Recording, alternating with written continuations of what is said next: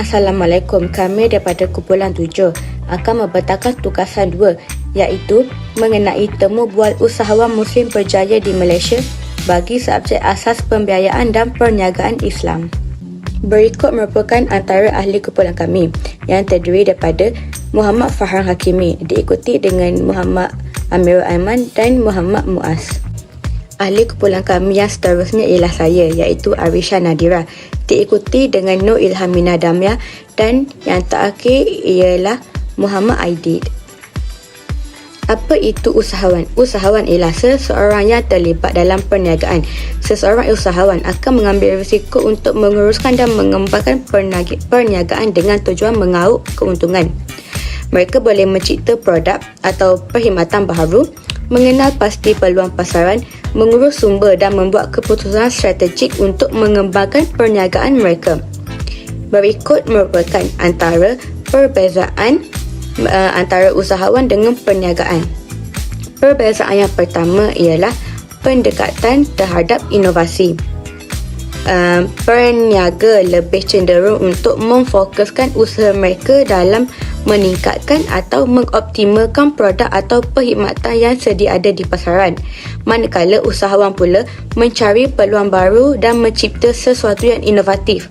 Usahawan berusaha untuk memecahkan masalah baru, memenuhi keperluan yang belum dipenuhi atau memperkenalkan idea baru ke dalam pasaran. Perbezaan kedua ialah skala perniagaan. Peniaga biasanya beroperasi dalam skala yang lebih kecil seperti perniagaan kecil, kedai runci atau cawangan perniagaan.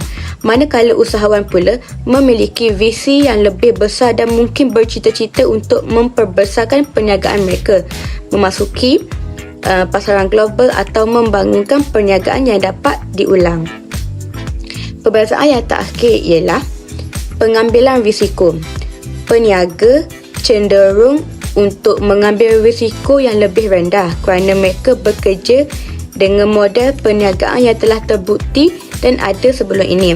Manakala usahawan lebih berani mengambil risiko yang lebih tinggi kerana mereka mencipta atau memperkenalkan sesuatu yang baru ke dalam pasaran yang belum ada sebelum ini.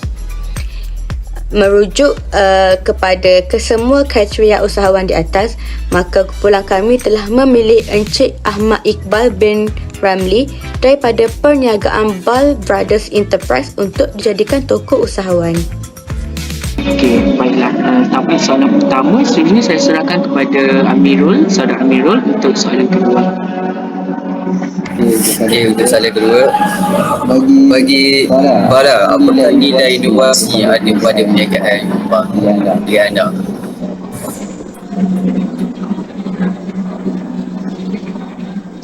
Jelas soalan? Boleh ulang tak? Apakah nilai inovasi yang ada pada perniagaan anda? Nilai inovasi Sekejap. Kalau nilai inovasi ni saya boleh macam bantu masyarakat sekeliling yang kurang mampu lah untuk dapat pakaian yang kasut dengan harga butik tu, tapi saya jual dengan harga naiklah sikit, even use atau yang telah digunakan, tapi condition semua baik-baik insyaAllah. Sebab saya select one by one lah. Saya pergi gudang bandel tu, so saya select satu-satu. So nilai inovasinya dapat bantu masyarakat sekeliling lah untuk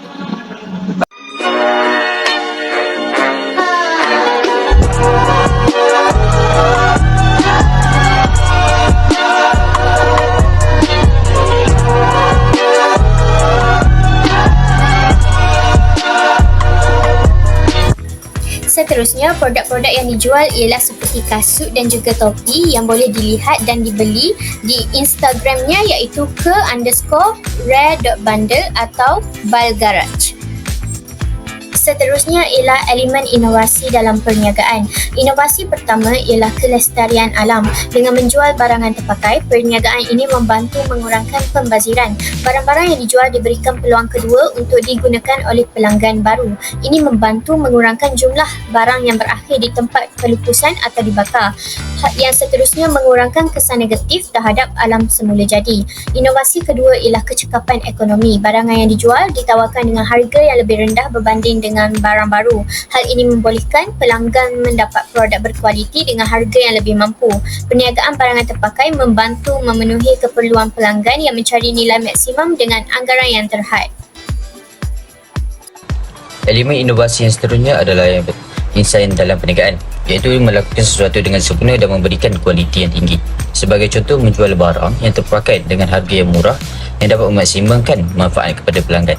Seterusnya adalah berlandaskan ilmu, di mana pentingnya ilmu pengetahuan dalam inovasi. Elemen ini melibatkan inovasi yang berdasarkan kepada pengetahuan dan pemahaman yang mendalam mengenai aspek keagamaan, ekonomi dan sosial. Sebagai contoh, tiadanya unsur riba dalam jual beli.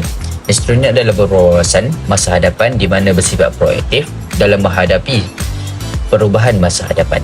Inovasi yang memanfaatkan teknologi dan trend semasa untuk mencipta peluang, contohnya mempromosikan perniagaan melalui media sosial seperti TikTok, Instagram dan banyak lagi. Yang seterusnya adalah berani mengambil risiko, iaitu keluar dari zon selesa dan mencuba idea-idea berpotensi hadapi risiko atau ketidakpastian, iaitu belajar dari kegagalan dan teruskan usaha walaupun menghadapi rintangan. Kegagalan boleh menjadi pembelajaran berharga yang membawa kepada penemuan baru. Yang seterusnya adalah topik yang terakhir, iaitu kerjasama dan silaturahim.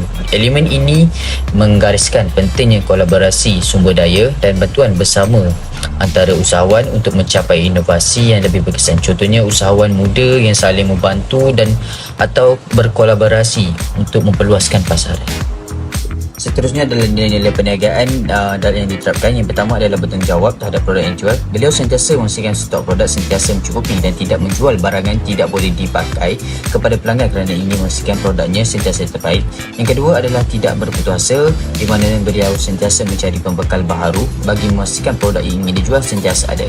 Yang seterusnya adalah menjaga hubungan baik dengan pelanggan, di mana beliau memberi layanan sama rata, termasuklah golongan yang tidak berkemampuan untuk turut dapat membeli produknya. Dan yang seterusnya adalah berani mengambil risiko, di mana beliau berani mengambil risiko untuk menjadi usahawan. Walaupun sedang belajar, beliau tahu akan hala tuju perniagaannya. Baiklah, seterusnya adalah mengamalkan konsep ubudiyah. Beliau mengamalkan konsep ubudiyah, iaitu prinsip agama dalam perniagaannya, dan tidak menganggap perniagaannya tersebut bukan hanya satu bentuk kerjaya, tapi juga satu bentuk tuntutan oleh agama dan mendapat ganjaran yang sewajarnya di akhirat kelak. Seterusnya adalah kreatif dalam perniagaan. Beliau kreatif dalam mengembangkan idea-idea dan idea-idea perniagaannya ke arah yang lebih baik mengikut trend semasa. Seterusnya, beliau juga inovatif mengikut tuntutan Islam. Setiap produk yang diinovasikan oleh beliau tidak bercanggah dengan tuntutan Islam dan hanya memastikan produknya adalah betul-betul selari dengan syarak Islam. Dan yang terakhir adalah jujur dan amanah dalam setiap transaksi perniagaan, iaitu beliau sentiasa mengamalkan sikap jujur dan bercakap benar ketika melakukan perniagaan, iaitu tidak menipu sebarang maklumat mengenai produk yang dijual oleh beliau. Seterusnya kita lihat impak kejayaan. Pertama, pengaplikasian konsep ubudiyah akan memberikan impak positif kepada prestasi seseorang individu atau usahawan. Seterusnya, ia juga dapat membangunkan sikap dan personaliti usahawan yang akan sentiasa mahukan kejayaan dalam setiap usaha yang dilakukan. Seterusnya, ia juga dapat meningkatkan kualiti kehidupan masyarakat melalui penemuan-penemuan baru dalam bidang keusahawanan. Dan akhir sekali, usahawan juga dapat mengagihkan semula kekayaan kepada orang yang memerlukan, iaitu para usahawan akan membayar zakat setelah cukup haul dan hisap bagi memastikan wujudnya keterangkuman ekonomi dan membantu golongan yang susah, terutamanya golongan asnaf. Selain itu, impak kejayaan seseorang usahawan juga dapat dilihat dengan kejayaan mereka dalam membantu masyarakat setempat dengan penciptaan peluang pekerjaan baru kepada orang ramai, sekaligus dapat mengurangkan kadar pengangguran dan meningkatkan kebajikan mereka. Seterusnya, usahawan Muslim yang berjaya juga mampu membuktikan kepada masyarakat bahawa penerapan nilai-nilai Islam seperti jujur dan adil mampu membantu seseorang untuk menjadi seorang usahawan yang berjaya, dan dalam pada masa yang sama, mereka turut menjadi pendorong kepada masyarakat, terutamanya golongan muda untuk turut sama meneroka bidang keusahawanan yang sekaligus mendorong inovasi yang berterusan dalam penghasilan produk yang bermanfaat untuk orang ramai. Akhir sekali, impak kejayaan terbesar seorang usahawan yang menerapkan nilai-nilai Islam dalam perniagaan mereka ialah menjadi pemacu atau penggerak ekonomi setempat. Hal ini dikatakan demikian kerana apabila sekelompok masyarakat mula mencuburi bidang keusahawanan, tempat berkenaan akan mula menjadi tumpuan ekonomi orang ramai, dan hal ini secara tidak langsung akan mendorong kepada pembinaan infrastruktur yang baik kepada masyarakat setempat seperti pembinaan jalan raya dan sistem air bersih. Baiklah, bagi kesimpulan pula, secara tuntasnya kita boleh sifatkan bahawa Encik Ahmad Iqbal ini sudah pun layak digelar usahawan Muslim yang berjaya kerana mempunyai ciri-ciri yang dibincangkan pada awal pembentangan tadi. Meskipun baru sahaja berusia 20 tahun, beliau sudah berani mengorak langkah ke hadapan dalam bidang perniagaan dengan menjual produk yang dekat dengan pengguna muda seperti beliau, antaranya seperti kasut dan juga baju. Beliau juga berani mengambil risiko dari segi kewangan dan juga belajarnya dengan menjalankan perniagaan yang diuruskan oleh beliau sendiri.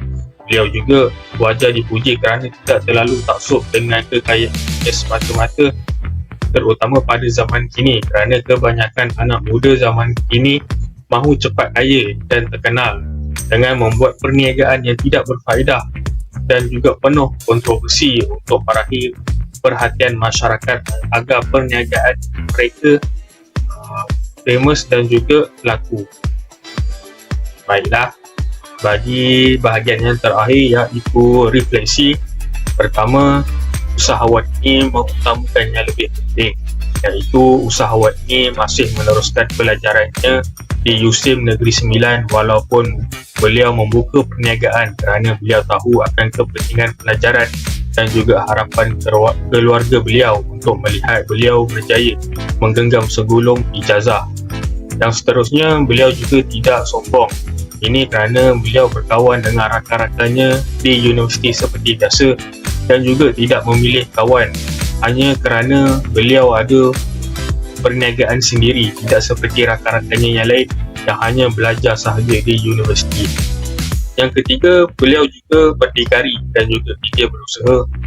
Ini boleh dikatakan kerana beliau tidak menggunakan duit belanja daripada ibu bapa, malahan beliau berdikari di atas kaki sendiri dengan mencari hasil pendapatan sendiri semasa belajar seperti pelajar-pelajar zaman dahulu, terutama pelajar yang susah.